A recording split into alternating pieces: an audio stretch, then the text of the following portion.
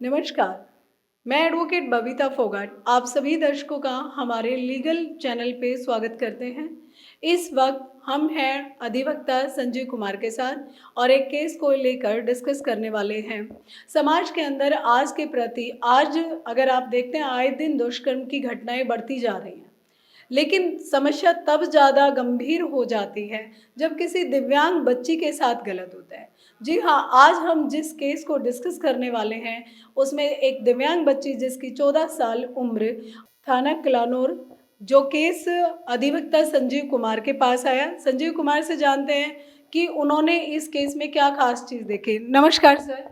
नमस्कार मैडम जी। सर, आपका हमारे चैनल पे स्वागत है और हम आपने एक केस जो आपके फेवर में आया है कि अक्यूज को 20 साल की सज़ा मिली है, उसके बारे में हम आपसे जानना चाहते हैं कि वो केस क्या था और किस तरह से आपने डील किया। जी मैडम जी, ये केस वैसे दुष्कर्म का केस है। लड़की वैसे माइनर थी, अंडर 14 ईयर ऑफ एज है। इसमें क्या हुआ कि जो केस आया पिछले 1.5 साल से मेरे पास था ये केस। हमने इसमें कोर्ट में इसकी कंप्लेनेंट साइड से थे, उनकी पैरवी की कोर्ट में, पैरवी की उनकी। और ये हुआ कि जो अपने जज साहब थे उन्होंने जो सारी पैरवी देखी उसमें उसमें उसको अक्यूज्ड को दोषी पाया गया और फिर उनको सजा दी गई है। जब ये आपके पास आए थे, जब आपको पता चला कि ये लड़की दिव्यांग है और उनके पेरेंट्स उस चीज़ को समझा रहे थे आपको, तो आपने कैसे डील किया? मैडम जो ये समझा रहे थे कि एक्चुअली वो थोड़े से डरे हुए थे। वो ये भी थे कि भाई हम इस पे कार्रवाई करें या ना करें। तो मैंने उनको समझाया कि आपको कार्रवाई करवानी चाहिए, बच्ची को न्याय दिलवाना चाहिए। अब न्याय दिलवाओगे तो समाज में एक मैसेज जाएगा कि दूसरा कोई इस तरह की घटना नहीं करेगा।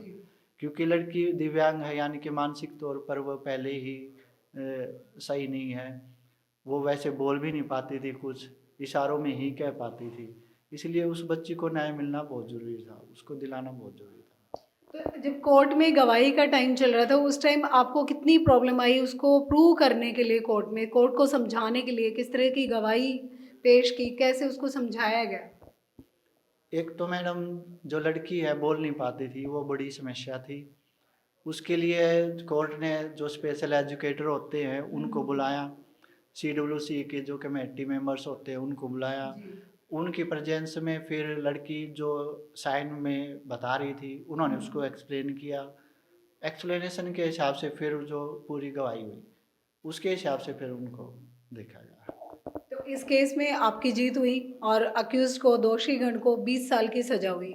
इससे आपको क्या लगता है, आप समाज के अंदर किस तरह का संदेश देना चाहते हो अगर किसी के साथ इस तरह की अप्रिय घटना होती है तो?